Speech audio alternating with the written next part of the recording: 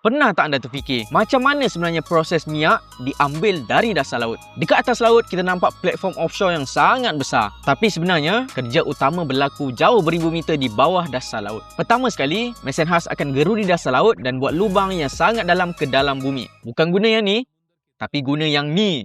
Dan bila sampai ke lapisan yang ada minyak, tekanan semula jadi dari dalam bumi akan tolak minyak naik ke atas. Minyak ini akan naik melalui pipe khas dari bawah laut menuju ke atas platform.